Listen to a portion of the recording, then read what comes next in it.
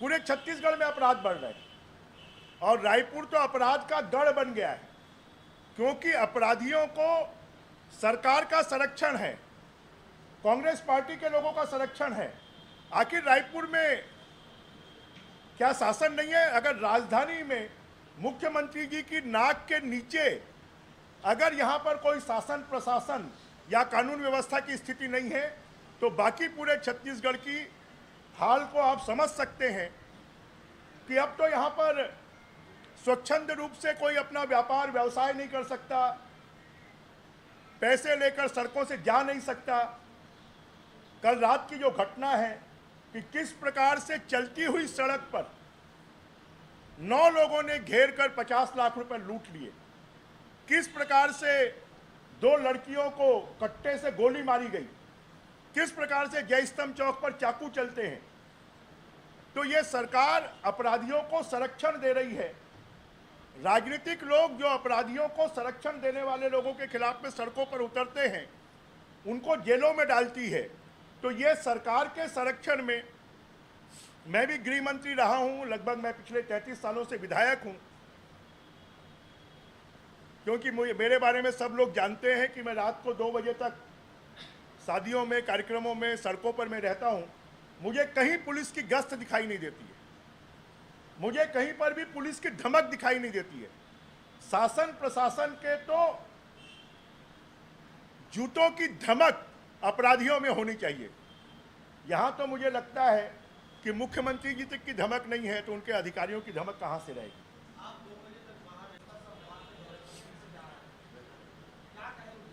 और बेआबरू होगी सरकार। सरगुजा में जो कुछ हुआ, जनता जिस प्रकार से खुलकर सामने आई, जिस प्रकार से एक महिला के साथ में मुख्यमंत्री जी नाराज होकर दुर्व्यवहार किया, जिसका पूरे देश ने विरोध किया। और बस्तर में तो पग पग पर आंदोलन है। वहां तो ऐसा कोई दिन नहीं होता है कि जिस दिन आदिवासी, वनवासी, अनुसूचित जाति के लोग सड़कों पर नहीं हो। वो अपनी समस्याओं को लेकर लगातार सड़कों पर उतर रहे हैं। भूपेश बघेल जी का पिछड़ा वर्ग का सम्मेलन आप लोग देख चुके हैं कि भूपेश बघेल जी को कैसे मंच छोड़कर भागना पड़ा और 25,000 लोगों ने कैसे पंडाल खाली कर दिया। ये जो पूरा मुख्यमंत्री जी के द्वारा प्रायोजित प्रचार प्रसार है, अब वो ढकोसला साबित हो रहा है, अब वो दिखावा साबित हो रहा है। और ये सरकार अब 3 सालों के कार्यकाल, 3.5 साल का कार्यकाल बेनकाब हो रहा है कि खाली प्रचार तंत्र के माध्यम से अपने आप को प्रचारित कर रहे हैं। जमीन पर इस सरकार का कोई भी काम दिखाई नहीं दे रहा।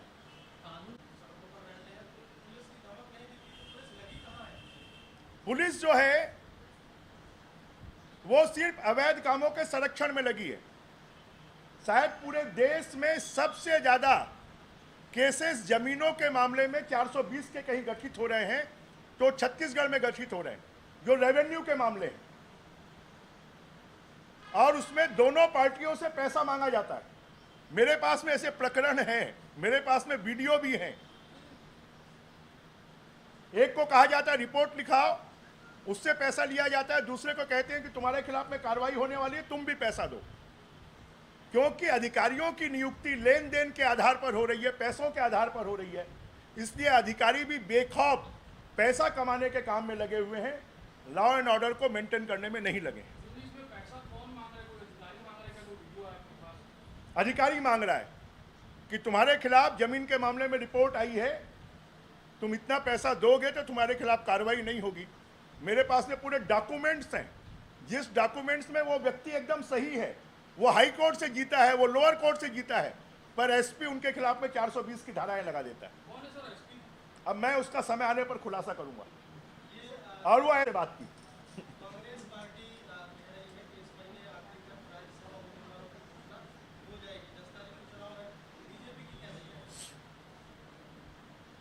देखिए हम तो चाहते हैं कि स्थानीय राज्यसभा सदस्य होने चाहिए। हमारे मुख्यमंत्री जी बहुत छत्तीसगढ़िया की बात करते हैं, तो दोनों राज्यसभा सदस्य भी छत्तीसगढ़ी होना चाहिए।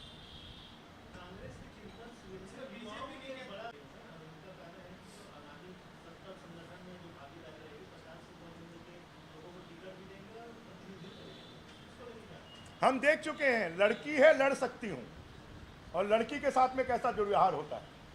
तो कांग्रेस पार्टी जो है वो जो कहती है वो कभी नहीं करती। और अभी भी मुझे लगता है कि ये जो कांग्रेस की चिंता और चिंतन शिविर है उसमें छत्तीसगढ़ी मॉडल को अपनाने की बात की गई है। तो जिस प्रकार से आसाम में छत्तीसगढ़ी मॉडल की फजीहत हुई है, उत्तर प्रदेश में हुई है, पहले से कम सीटें हो गई, मुझे लगता है पूरे देश में कांग्रेस की यही हालत होने वाली है और आने वाले समय पर छत्तीसगढ़ में भी यही हालत होने वाली है।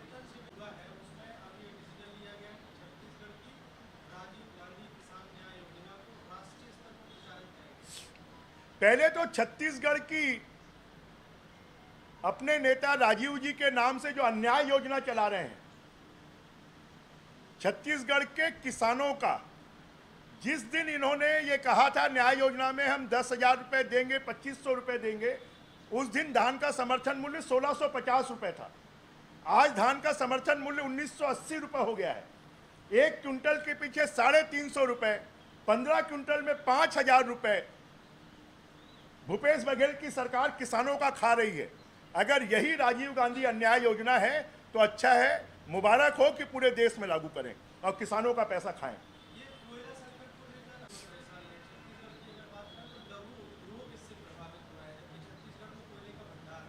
इसके लिए अगर कोई दोषी है तो कांग्रेस की सरकार दोषी है, छत्तीसगढ़ की सरकार दोषी है।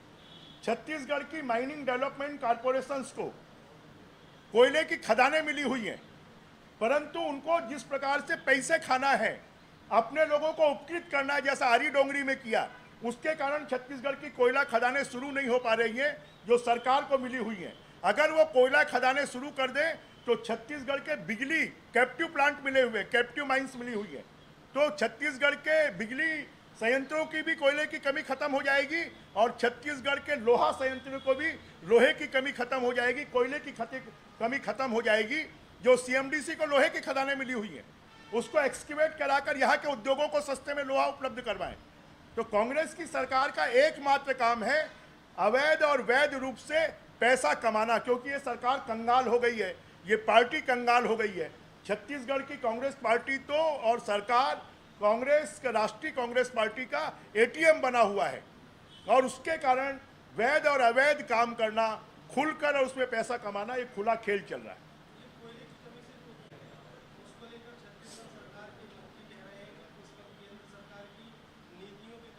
उनके बोलने से क्या होगा?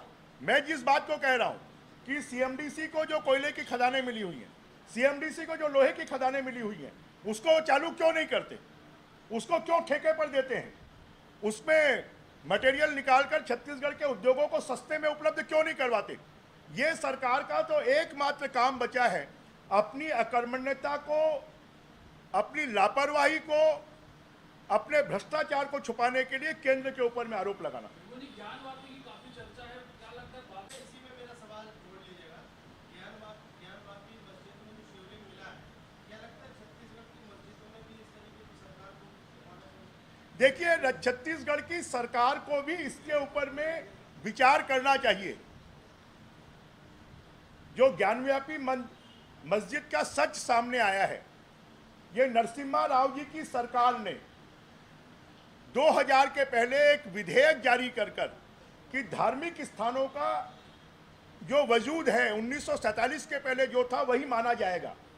तो कांग्रेस पार्टी ने तुष्टीकरण की नीति के कारण जो हिंदू समाज के जितने पूजा स्थल रहे हैं, और ज्ञानवापी मस्जिद में तो 2001 के पहले तक शिव जी की पूजा होती थी, और उस विधेयक के कारण वहाँ पर मस्जिद में नमाज होने लगी। और ये जो सच सामने आया है, आज भी ज्ञानव्यापी मस्जिद के सामने नंदी जी महाराज बैठे हुए हैं, और अभी जो वहाँ पर कोर्ट के आदेश पर जो जांच हुई है, उस जांच में 12 फीट का और पन्ने का शिवलिंग मिला है। ये इस बात को साबित करता है कि भारतीय संस्कृति को समाप्त करने के लिए और मुगलों ने और अंग्रेजों ने ये षड्यंत्र रचा था, और वो षड्यंत्र अब जब खुलकर सामने आ रहा है तो हम तो कहना चाहेंगे कि कांग्रेस पार्टी को अपना मत स्पष्ट करना चाहिए।